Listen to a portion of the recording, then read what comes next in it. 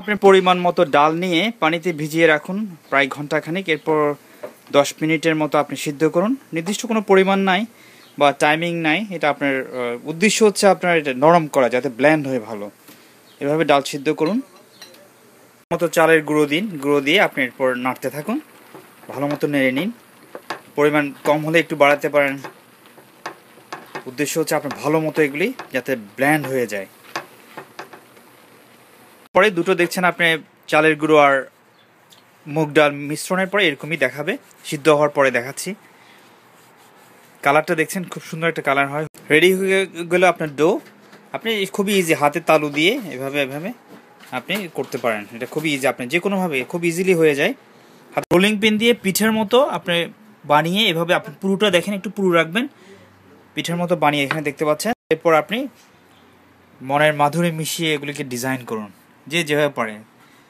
অনেকটা রম্বসের মতো করতে পারেন, স্কোয়ারের মতো করতে পারেন। এখানে দেখছেন এটা একটা কমন, বাংলাদেশে এইভাবেই করে থাকে সাধারণত, ওই জন্য এটাই করা হচ্ছে। ট্রেডিশনালি এই ডিজাইনটা করা হয়, তাই এই শেপটা করা হয়। আপনি আপনার মনের মতো করে করতে পারেন। এভাবে কেটে নিন, গোল করে কাটার পরে আপনি দুপাশ থেকে এভাবে কেটে দেখেন খুব ইজিলি কিন্তু এই সাইজটা হয়ে যায়। আপনি পাশেরটা আমি কেটে ফেললাম। আচ্ছা, আরেকটা নতুন করে না হয় দেখায়। এখানে পাশটা আপনি কেটে ফেলুন। পাশটা দেখছেন এভাবে কেটে ফেলে পাশটা কেটে ফেলার পর প্রথমে যেভাবে কাটলেন ওর পরেরটা আপনি সেম অ্যাঙ্গেলে রেখে এভাবে আবার কেটে ফেলুন। খুব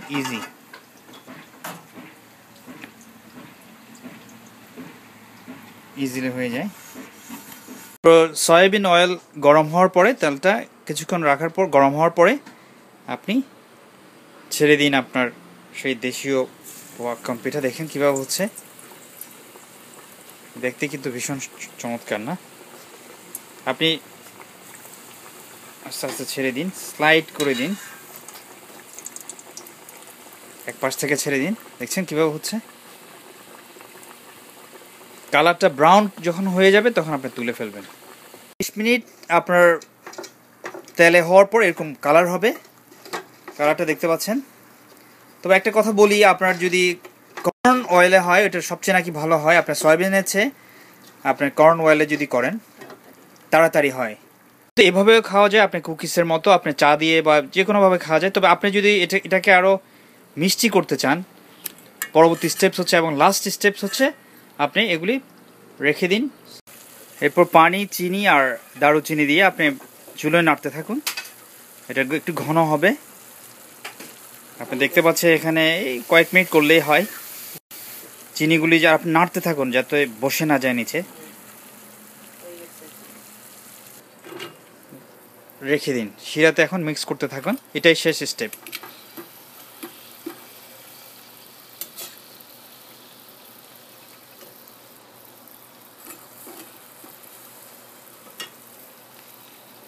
বেশি রাখতে হয় না, এখানে জাস্ট 1 মিনিট রাখলেই হবে। আপনি দুই পাশে অবশ্যই উল্টে দিবেন। এটা একটু বেশি করা হলে হবে কি মচমচে হবে, আপনি যেভাবে খেতে চাই। এখানে 1 মিনিট রাখলেই হয়। এবার পরের কালারটা দেখাচ্ছি। এরকম কালার হয় বিভিন্নভাবে। দেখুন আমি একটু নিচেরগুলো একটু বেশি হয়ে গেছে, তো খেতে ভালোই লাগে, খুব মচমচে। আমি একটু ভেঙে দেখাই একটা, আপনারা বুঝতে পারবেন। কি বেশ মচমচে বলে কিন্তু শক্ত। দেখছেন ভিতরে এভাবে এরকম কালার হয়, খুবই চমৎকার। খেয়ে দেখতে পারেন। সরি, আপনি খাওয়ার তো উপায় নাই। I wish I could share. Thanks. বিভিন্নভাবে ডিজাইন করতে পারেন। আমি এখানে জাস্ট কিছু আপনার নমুনা স্যাম্পল দেখাচ্ছি।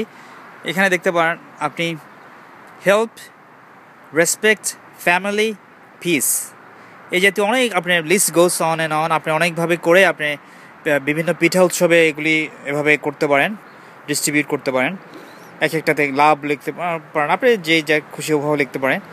আমি জাস্ট এখানে একটা লিখলাম যে help, mutual respect, strong family ties can establish piece.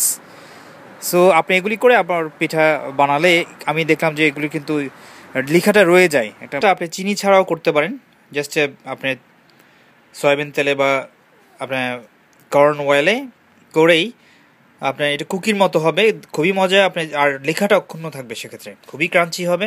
চা দিয়ে খেতে খুবই ভালো লাগে। যেহেতু এখানে মিষ্টি দেওয়া হচ্ছে না, আপনি দুধের চার সাথে কিন্তু খেতে খুবই ভালো লাগে। এটা কুকির মতো ইউজ করতে পারেন।